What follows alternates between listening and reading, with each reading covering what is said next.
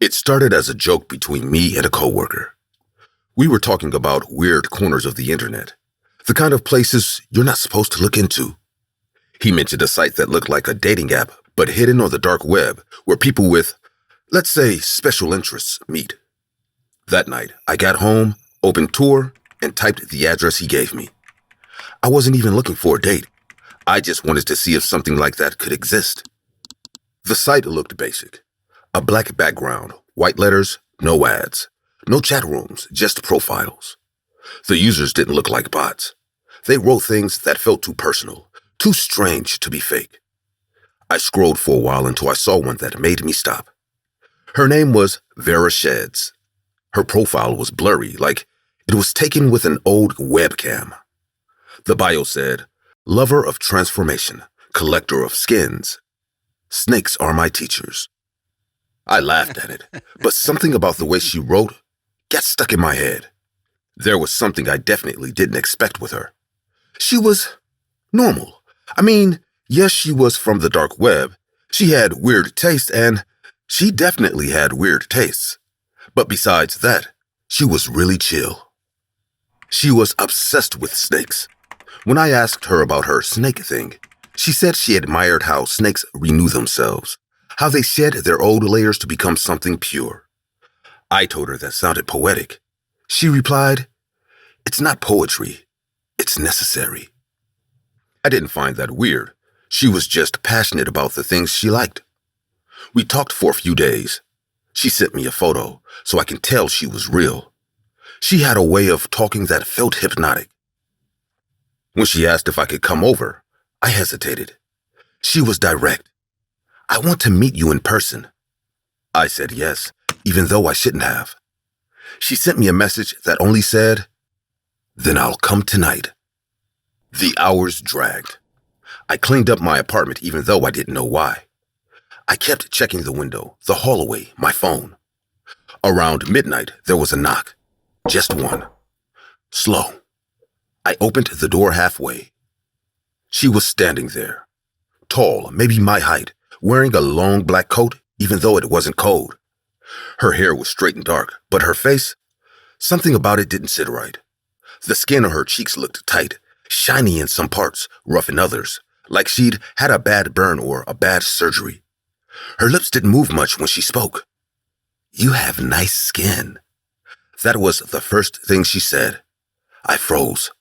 She smiled, but it looked wrong, too wide. We sat in my living room. She didn't take off her coat. She looked around like she was studying the place, or maybe me. She kept her hands in her pockets. Her eyes followed every small movement I made. "Do you live here alone?" "Yeah." She nodded, satisfied. Then she leaned closer. I could smell something strange on her. Not perfume, not sweat. It was chemical, like latex or glue. Her voice dropped to a whisper. "I like your neck. You have soft lines." I laughed nervously, trying to diffuse it. She didn't laugh back. She stared at me until I looked away. Every word she said after that felt heavier, like she was choosing each syllable carefully. "Tell me, do you ever think about what's under your skin?" "Not really." "You should. Most people ignore the most beautiful part of themselves, the layer they never get to see." Her tone changed. There was a strange calm in it. I tried to steer the conversation somewhere else, but she wasn't listening. She looked at my arms like a butcher deciding where to cut. When I said it was late and maybe she should go, she just smiled again. "You invited me in. That means I can stay until I finish." For a few seconds, we just sat there in silence. The TV was still on, showing some dumb reality show, the light flickering across her face. I saw it clearly then. The edges of her skin didn't line up perfectly. Around her jaw, there was a faint seam, almost invisible unless you looked hard, like a bad prosthetic glued too tight. My stomach tightened. I stood up. "I think you should go." She didn't move. She tilted her head. "Do you know what snakes do when they outgrow their skin? They split it open, piece by piece. Then she reached into her coat. I stepped back expecting a knife, but instead, she pulled out something smaller. A straight razor. The metal caught the light. She stood slow, her movements precise. Her face was blank, detached. I backed away toward the kitchen, trying to think of what to grab. My heart was racing so hard I could barely see. She followed, calm as ever, dragging the razor across her forearm. The skin peeled slightly, revealing another layer underneath, pink and damp. She smiled. It's not painful. It's beautiful. You just have to want it. When she lunged, I tripped over the chair. The razor slashed my shoulder. Not deep, but enough to make me scream. She leaned down, touched the blood with her finger, and stared at it like it was gold. Your color suits me. I ran for the hallway, clutching my shoulder. She followed without hurrying, her boots clicking softly on the floor. Every time I looked back, she was closer, still calm, still smiling. I reached the bathroom, slammed the door, and locked it. I pressed my hand against the wound. It burned. I could hear breathing on the other side. Then a soft knock. You shouldn't hide. I don't want to hurt you. I just want to wear you. The door rattled. She started whispering things I couldn't understand. Not English, not any language I knew. I backed away shaking, looking for anything to defend myself with. The only thing within reach was a pair of scissors. The door cracked. I heard the wood splintering. She pushed through the gap, her face half visible. The light caught it again, and this time I saw it clearly. Patches of different tones, scars, textures, none of it matched. Her left cheek looked like male skin, rougher. Around her eyes, the skin was smoother, younger. When the door burst open, I swung the scissors. They sank into her face. She screamed, not in pain, but in rage. She stumbled back, clutching her cheek, and I saw it tear open like a mask. A piece of skin hung loose, exposing raw flesh underneath. She turned away from me, pressing hard against the wound as if terrified I'd seen her. I didn't wait. I ran. The apartment door was still open from when she came in. I sprinted through it, bleeding, barefoot. I didn't look back until I was in the hallway. She was standing in the doorway, holding her face, shaking. Her voice was low, almost childlike. Don't look at me. Don't you dare look at me. She crouched down, covering her head with her arms, muttering to herself. I ran down the stairs and out into the street. It was empty. No cars, no people, just the sound of my own breathing. I didn't stop running until I reached the corner store. The clerk stared at me like I was crazy. I told him to call the police. When they went to my apartment, they found her in the exact place, crying like a maniac, refusing to move and begging the cops not to see her. I had to get stitches on my shoulder. The doctor said the cut was clean, like from a surgical blade. She knew what she was doing. It wasn't the first time. And even though she was arrested, she didn't confess any crime, and nothing could be linked to her. She was going to be in the jail, but not for long. I still feel down in my wounds. I will see her again.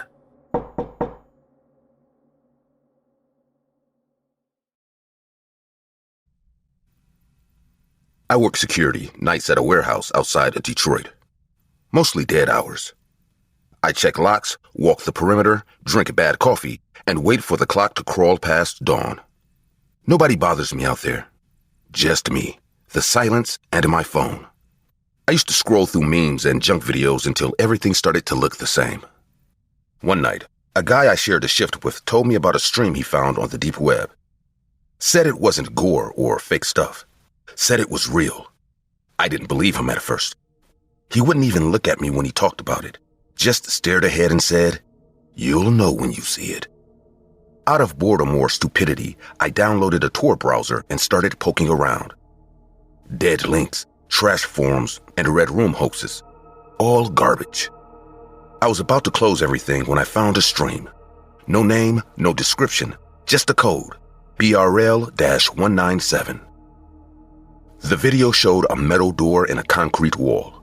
Cracked, rusted, something leaking from underneath. The stream didn't buffer. It didn't glitch. It was too clean. And yet nothing happened. Just that door. I left the tab open, stared for 10 minutes, maybe more. I didn't see anything, but I felt like I had been seen. 2 nights later, I went back. Same stream, same camera.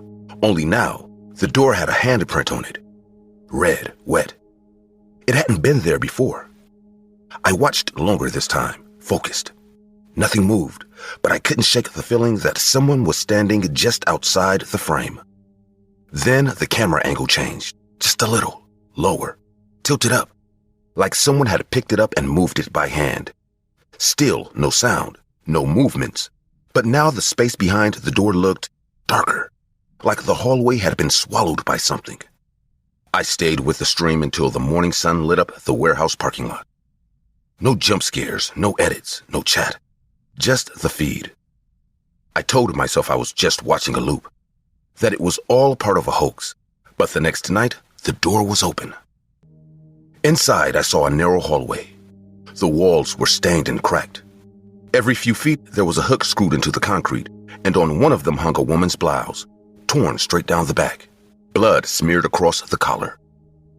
There were no screams, no ambient music, just a faint dragging sound, as if someone was pulling something heavy, slow across cement. I turned the volume all the way up. That's all I heard. The feed changed every night, never drastically. The camera just pushing further down the hallway, inch by inch. On night 5, I saw a bucket filled with clothes. Scarves, sandals, hair ties. All women's, all stained. The same dragging sound kept looping, never getting closer, never fading. Then came the night when the hooks weren't empty anymore. The first time I saw one occupied.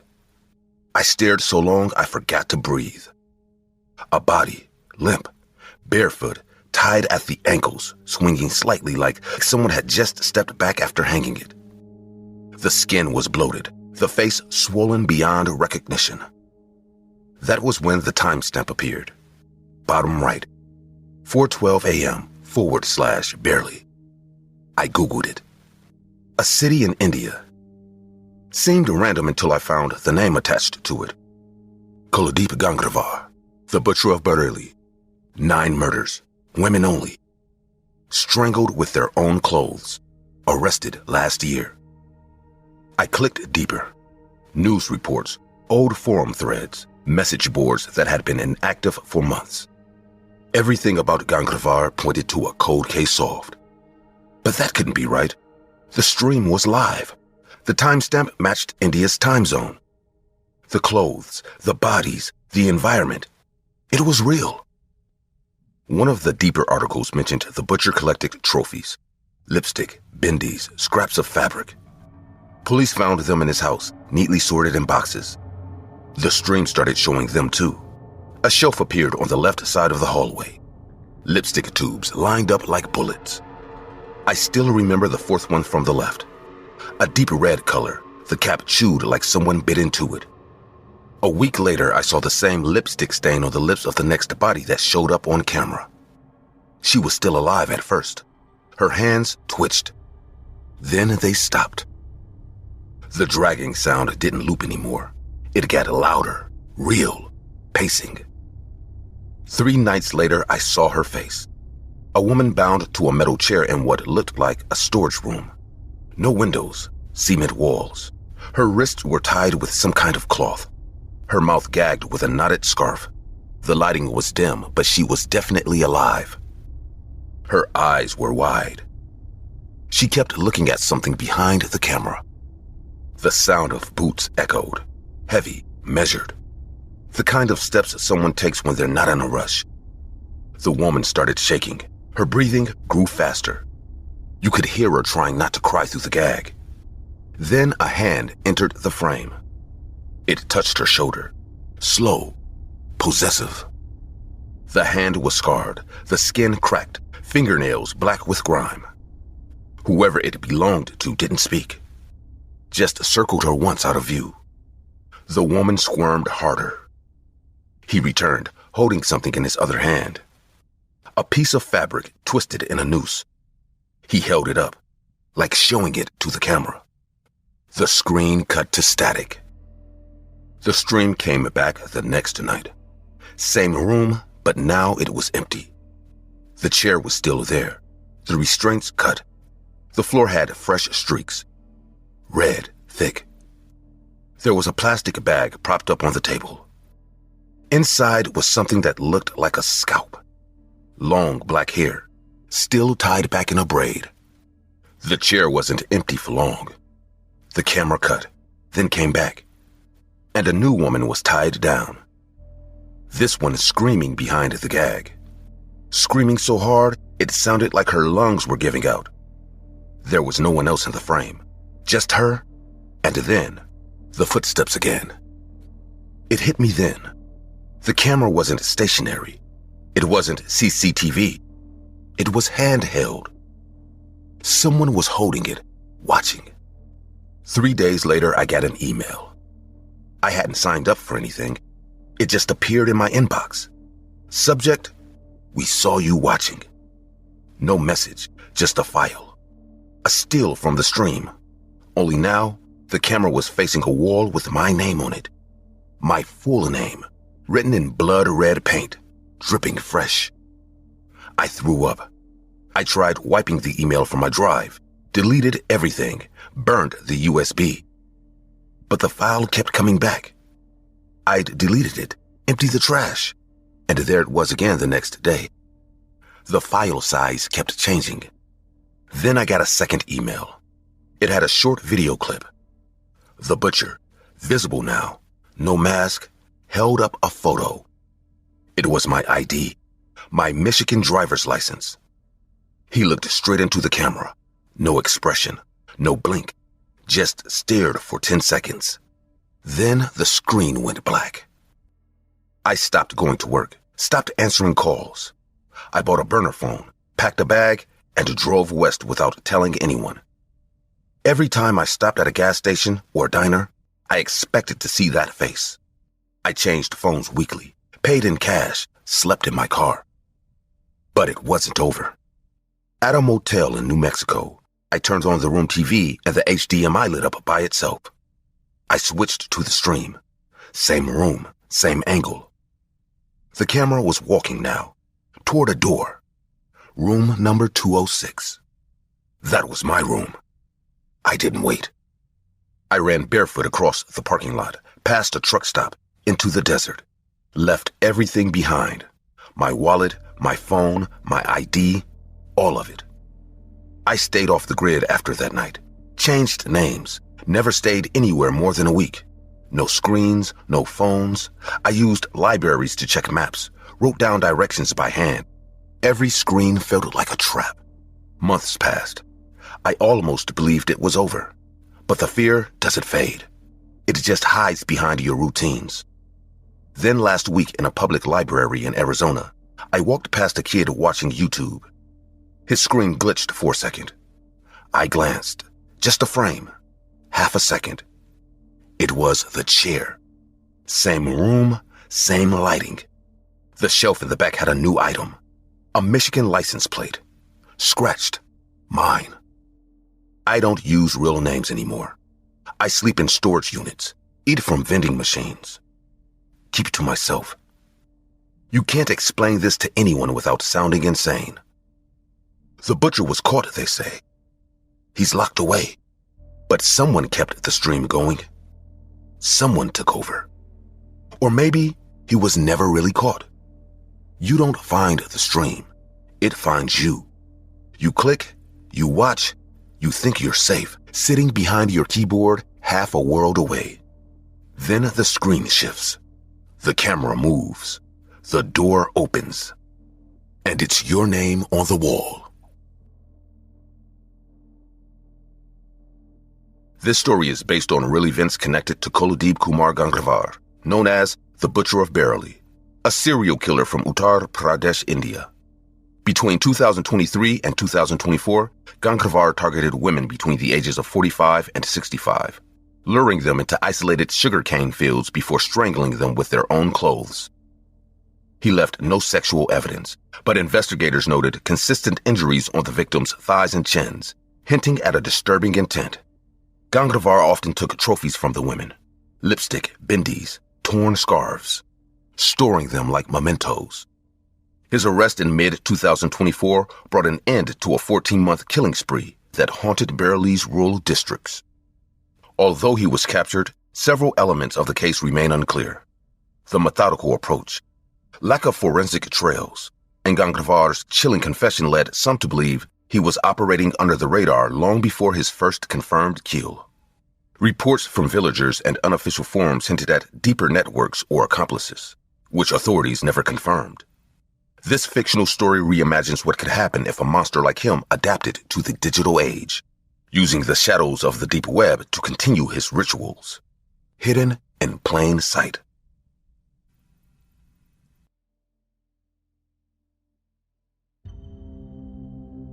I purchased a laptop on the dark web. I never should have bought that laptop. It turned my life completely upside down. It all started on a late-night browsing spree, the kind that often lead me down the rabbit holes of obscure dark websites offering all kinds of tantalizing offers. You could find anything imaginable there, from legal to the illegal and everything in between. That's when I found it. A listing that seemed innocent enough, buried among a jumble of more questionable items. Old laptop, perfect for refurbishing. Minimal wear and tear and good working condition, the ad read. I am a tech enthusiast who is always looking for new projects, and this one was too good to pass up. The only reservation I had was the seller's lack of reviews, and those that existed were vague, making it hard to tell if the product was legit. But the price was unbeatable, and I figured it was worth the risk. As I clicked buy now, a sense of unease settled in my stomach, but I brushed it off. I needed a distraction, and the laptop seemed like the perfect project. When the laptop finally arrived, it looked a little worn, but had a certain retro charm to it. I wiped it down, plugged it in, and powered it up. The screen flickered to life, revealing a handful of files. Most were harmless, old documents, music files, and applications, but one stood out. Do not open. It read in bold red lettering. I hesitated, my finger hovering over the mouse. Curiosity gnawed at me. It had to be a joke left by the previous owner. I was a seasoned hacker. I could, of course, handle a simple file. Taking a deep breath, I clicked. Immediately, the screen filled with static. The sound was sharp, cutting through the silence and sending a chill down my spine. I wanted to close the laptop, but I continued to watch, mesmerized. The video appeared, grainy and dark. A strange-looking figure stood before a flickering candle, chanting in a language I couldn't understand. His voice was low and haunting. Suddenly, he turned to the camera, revealing his hollow eyes that seemed to stare straight through me. The video then abruptly cuts off, leaving only an eerie silence. I closed the laptop, a little taken aback but not totally shaken. It's just a video, I whispered to myself. Nothing more. But I had no idea that the real disturbances were only about to begin in my life. The next morning, I woke up to a flood of notifications. My social media accounts were filled with strange messages, and people I hadn't spoken to in years were frantically emailing, calling, and texting me. I was overwhelmed, trying to make sense of all of it. Then an old school friend called, his voice sounding shaky.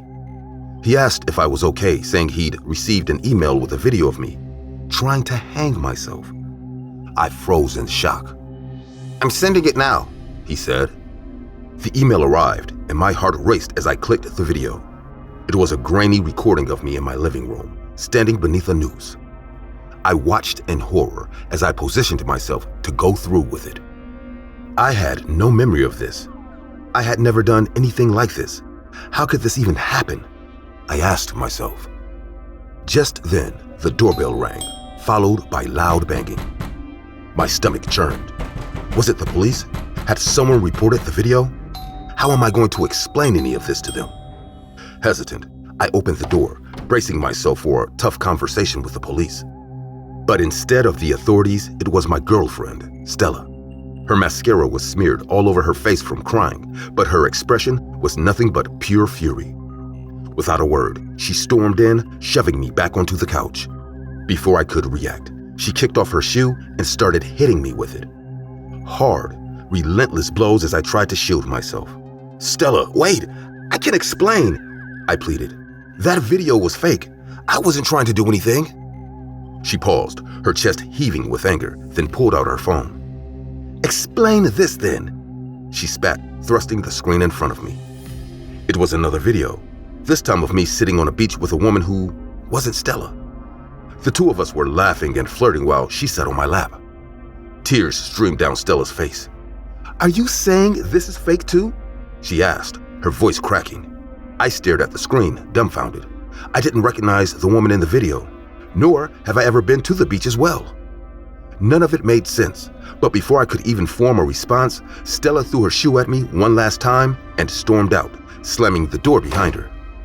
I was left sitting there, reeling from the sheer impossibility of it all.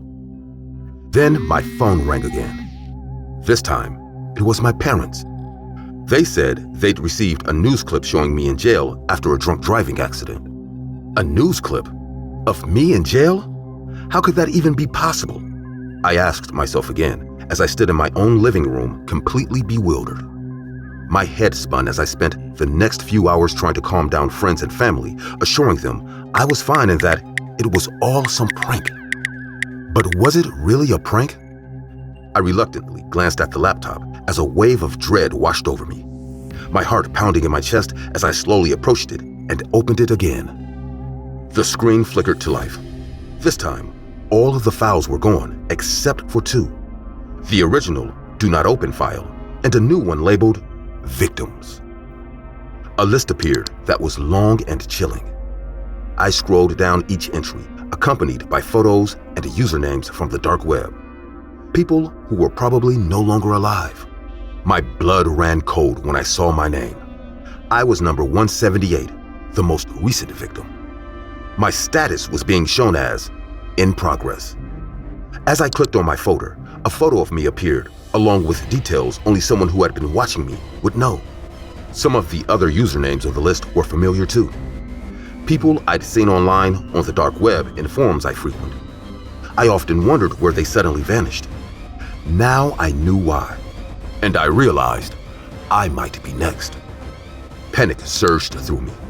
I slammed the laptop shut, grabbed it, and raced out the door.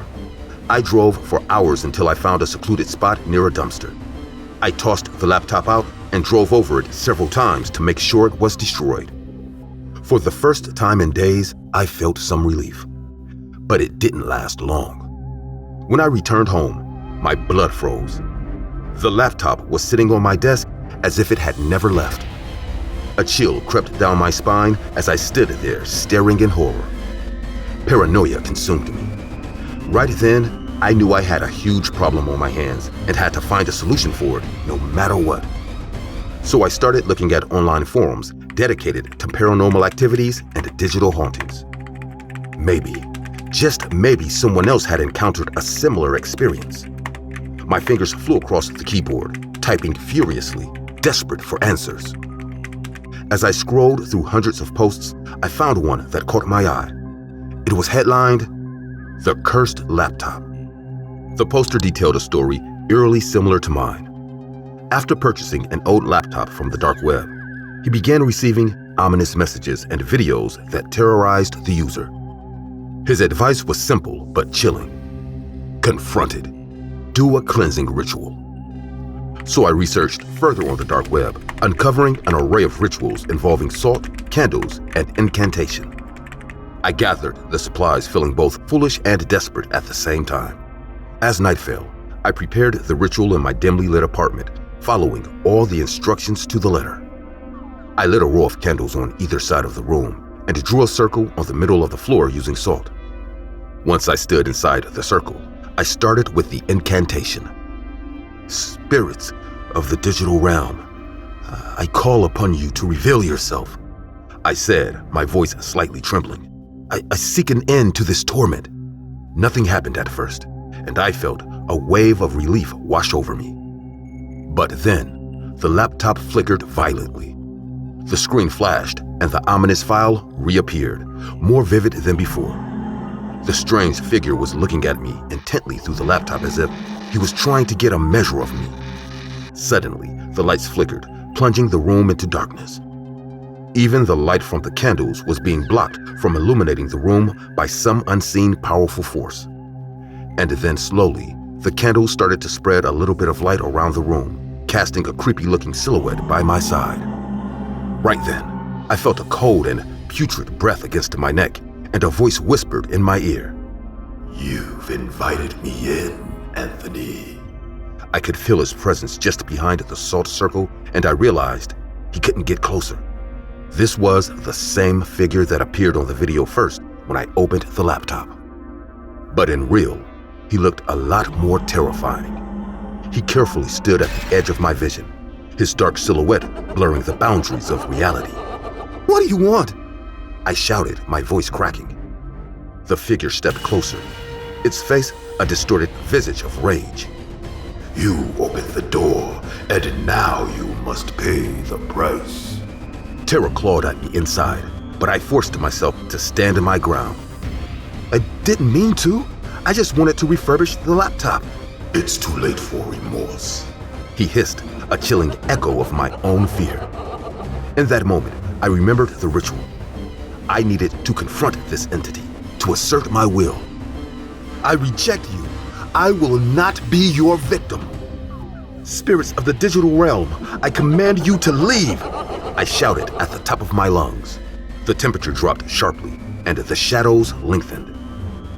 I felt a pull, a tug of war between my will and the spirit's malevolent force as everything started to swirl around me. The figure roared in anger, while the screen flickered wildly as it struggled against my command. Suddenly, my room was plunged into complete darkness, and the power finally returned a few seconds later. When my gaze shifted towards the table, I realized the laptop was gone. It had disappeared. Finally, out of my life for good. Oh, thank God and the Holy Spirits. After that day, I changed all of my electronic devices. Yes, I replaced every one of them. I even deleted my email and other online accounts and opened completely new ones. I didn't want to leave anything to chance. In fact, it has been over 3 months since I visited the dark web, and I don't plan to visit anytime soon. Then I also managed to get back with my girlfriend, Stella. Somehow, I was able to convince her of my innocence. So one day, while we were on vacation and having a good time, a message suddenly appeared on my phone. Attached was a single folder. My hands trembled as I stared at the screen, heart pounding. The folder's name flashed at me in bold red lettering. Do not open.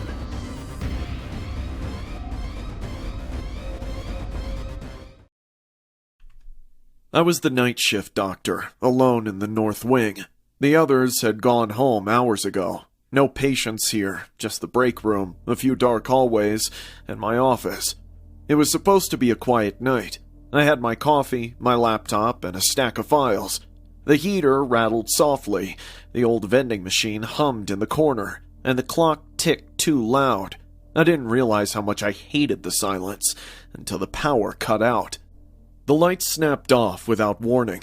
Not the whole hospital, just this wing. Everything went dark. The vending machine stopped, the heater died, and the glow from my laptop disappeared. For a second, I sat frozen, staring into the blackness, trying to understand if it was a normal outage. My gut twisted. Something felt wrong. I pulled out my phone. No signal, no Wi-Fi. My fingers moved fast, unlocking the door and stepping into the hallway. But the moment I did, I regretted it. It was like stepping into a void, The break room door was locked, windows sealed shut. I was on the second floor. No escape. I told myself to stay calm, but my hands were already shaking. I paced back to my office, checking my phone again and again. Still no signal. I sat down, trying to think, but then I heard it. Footsteps. Not one or two, but several, echoing down the black hall. My breath caught. My first thought was security, but they weren't calling out, weren't using flashlights, just walking, hunting. I crept to the door, peeking through the cracked frame. 3 figures moved smoothly past, dressed in black, not hesitating. They weren't lost. They weren't checking for people. They were looking for me. My chest tightened and I backed away, locking the door.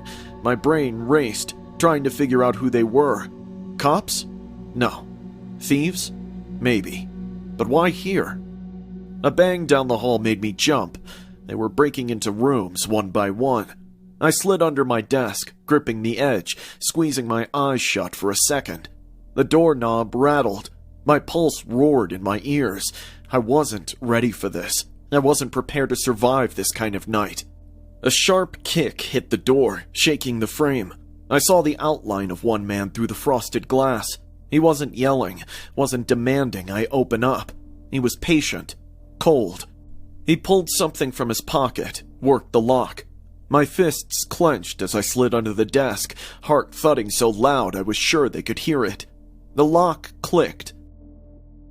The door creaked open, and Boots stepped in. Heavy, slow, deliberate. He kicked a chair, checked behind a cabinet, breathing steady.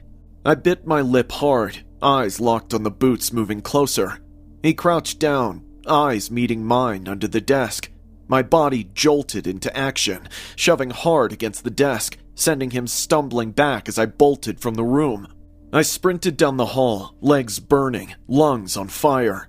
I could hear their feet pounding behind me, fast, determined. Every door I passed was locked, every turn felt like a trap. My mind screamed at me to keep going, even as panic closed in like a fist around my throat. I had no plan, just the raw, blind urge to survive. I tore around a corner, but one of them was already there, blocking the way. I slammed into him, struggling, shoving, trying to break free. His fist slammed into my ribs. Pain exploded through my side. I staggered, pushed past him, stumbling into the next hallway. Behind me, angry voices barked orders, feet pounded faster. My chest heaved. I was running out of time. The break room loomed ahead again, still locked. I spun, heart hammering, back pressing against the wall. One of the men approached slowly, calmly, pulling a syringe from his pocket, the needle glinting in the faint light. My breath came in ragged gasps as I shook my head, trying to back away, but the wall pressed cold against my spine. "Easy, Doc. You don't want to make this harder." I clenched my fists, then lunged, slapping the syringe from his hand. He cursed, grabbing for me, but I ducked under his arm, bolting back down the hall. My legs screamed, feet slipping on the floor as I pushed myself harder, lungs straining, every nerve screaming, but I wasn't fast enough. Another man kicked at my legs, sending me sprawling, head cracking against the cold tile. Pain bloomed, sharp and hot, as hands yanked me back. One pinned me down, another jammed the syringe into my arm. Cold liquid burned under my skin. Panic roared in my chest, but I swung an elbow back, catching one in the face. A sharp grunt, a curse, and I shoved up, breaking free. I stumbled, dizzy, vision swimming. My legs felt like lead. I clawed at the walls, forcing myself toward the only place I knew, my office. They shouted behind me, boots slamming hard on the floor. My chest heaved, vision narrowing, but I refused to stop. I crashed into my office, slamming the door behind me. My hands fumbled at the window latch, breath ragged, heart racing. I could hear them outside, shouting, kicking at the door. My fingers slipped, vision blurring, but I forced the latch open, shoving the window wide. Cold air rushed in, biting my face, jolting me slightly awake. I climbed up, body swaying. My limbs felt heavy, but adrenaline shoved me forward. The door burst open behind me. A man lunging forward, grabbing my ankle, yanking me hard. I kicked wildly, barely keeping hold on the frame.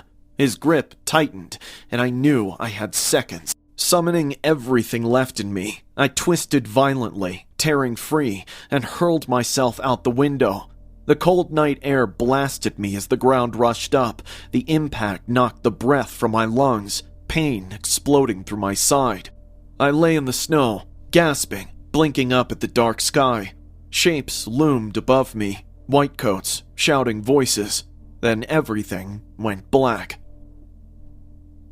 I woke up in a hospital bed, machines beeping softly, light stabbing into my eyes. A colleague sat by my side, face drawn with worry. He told me they found something strange in my system, something they couldn't identify.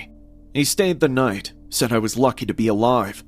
Later, the police came, asking questions, scribbling in their notepads. I told them about the 3 men, about the syringe, and about the chase. They promised to track him down, to keep me safe. I smiled, thanked them, told them how grateful I was it was all over. The hospital staff, the police, even my colleagues sitting by my bed, they saw me as a victim, a lucky survivor. They thought I was clean, innocent, just another doctor caught in something bigger than himself. They were so wrong. You see, I knew about those 3 men. Those were white-hat hackers. They were trying to shut down my operation. They knew what I do. They knew who I am. They know I was about to leave, and they ruined their only chance to get me. I've been running this business for years. Sometimes I told them to take terminal patients, other times healthy ones without families. Those people are from a red room. I feed the deep web what it craves. Real suffering, real blood, real death. And the people paying? They pay millions to watch. And now I've been doing this enough time to become filthy rich. Did you really think you were watching a story about survival? About a good man under attack? Were you rooting for me? That's adorable. Now I have enough money to disappear. No one will find me. Not the police, not the hackers, no one. You can take this story as my confession, or you can also take it as the words of a criminal celebrating that he is unpunished. I don't care what you think. You only need to know that I won. Good night. 7 years ago, we downloaded something we shouldn't have. It was supposed to be a messed up game from the deep web, nothing more. I wasn't looking for trouble, just something creepy to waste time on with my friend Kyle. We were both into weird stuff, but this was different. It didn't want to scare you, it wanted to get inside your head and stay there. Kyle's the one who found it. Some forum with threads buried under fake links and broken images. Most people said the game didn't exist, or that anyone who played it ended up different. That was enough for him. He dug for weeks, and one night he said he had it. No title screen, no menu, just a black file named The Pale Door. We launched it in his basement. Lights off, headphones in. It looked like a broken walking simulator. Narrow hallways, looping corridors, and dirty textures. No enemies, no puzzles, just the sound of feet echoing off concrete, and that noise. Static layered over something else, something low, like whispering underwater. We didn't say anything while we played, we just stared. When we finished the first session, Kyle smiled. I remembered he said, "It was just starting to get good." The next day we found another file in the game folder. We didn't download it, I'm sure of that. It was named pd_message.exe. That night we loaded it up, and that's when things started to get worse. The screen went black for almost a full minute. Then one line appeared. Only one leaves. We thought it was a joke. Kyle laughed, said it was part of the ARG. Then the screen shifted, showing the same corridor but with 4 doors. He clicked the first one. Everything warped. The floor stretched, textures peeled away, then a loud, distorted scream shot through the speakers. It didn't sound like part of the game. The screaming didn't stop when we closed the laptop. It didn't even stop when we unplugged the headphones. It was in the basement with us, Loud, sharp, coming from the corner of the room like someone was stuck there, shrieking from inside the wall. Kyle dropped the laptop and froze. I remember the way he looked at me, like he was trying to figure something out. Then he said it. "It knows I picked you." I didn't go back until 2 days later. Kyle wasn't answering texts. His mom said he was sick. Wouldn't come out of his room. I climbed in through the basement window. The air inside was thick, humid. The lights were off and the screen of his laptop was still glowing, stuck on the same hallway with a symbol drawn above one of the doors. It looked like a triangle made of 3 blinking eyes. I tried to shut it off, but the keys didn't respond. The mouse moved on its own. It hovered over the 3rd door, clicked, and the hallway on screen opened into a long, dark tunnel. On the walls, images flickered. Split-second photos of people. Real people. Some of them were missing limbs. Some were just faces, burned or smashed. I stepped back. Then the laptop speakers cut out and I started hearing something else. It wasn't coming from the screen anymore, it was upstairs. A voice repeating something in a loop. It was Kyle. His voice was low, like he was trying to keep someone calm, but the words didn't make sense. I climbed up to his room and found the door locked. I banged on it until it opened on its own. Kyle was sitting on the floor with his back to the wall, eyes wide open, muttering the same sentence again and again. "He picked wrong. He picked wrong. He picked wrong." He had drawn that triangle symbol all over the walls, in pencil, marker, and even what looked like blood. The room stank like piss and something metallic. When I asked him what was going on, he looked at me for half a second. "I told it to take me instead." I stayed there that night because I didn't know what else to do. Kyle wouldn't sleep, wouldn't eat. He just sat in the corner whispering things to himself. Around midnight, the laptop powered on again by itself. No one touched it. The screen lit up with that corridor, but now the walls were covered in the word "forgotten" over and over. I tried to shut it off again. No luck. It played something different this time. A video. Black and white, low quality, a room like Kyle's, a boy maybe 10 years old, screaming while something moved just outside the camera frame. The boy looked at the screen like he could see us. He mouthed one word. "Help." And then we heard it. A knock, not at the door, at the basement entrance. 3 times. Then silence. Kyle curled into a ball. He said nothing, didn't even breathe for a few seconds. Then he started sobbing. The knock came again, louder. Then a second knock followed by something dragging across the door, slow and heavy. I wanted to run. I didn't. I grabbed Kyle's arm and told him we had to leave. But he wouldn't move. His eyes were locked on the screen. A new message had appeared. "He stays, you go." I snapped the laptop shut. The doorknob turned on its own. It didn't open, just turned back and forth like someone was testing it. Kyle started screaming. Not words, just raw screaming like an animal. His nose bled, his gums bled, and then he slammed his head into the wall. Once, twice. The door finally opened, but nothing came in. The hallway light flickered, then the shadows moved.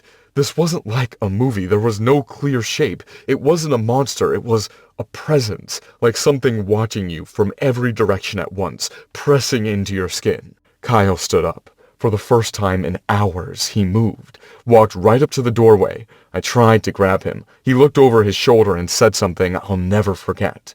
"Don't follow me. It already chose." He stepped out into the hallway. The door slammed shut. All the lights went out at once. I don't remember running. I just remember the cold, the sound of things scratching at the inside of the walls as I crawled out of the basement window. I hit the ground hard and didn't stop running until I reached my car. I drove straight to the police. I told them Kyle was hurt. I told them everything except the game. They searched the house. The basement was clean. The laptop was gone. So was Kyle. No blood, no symbols. His mom said she never saw him come back. They think he ran away. I don't know where Kyle is. To be honest, I'm not sure if I want to know.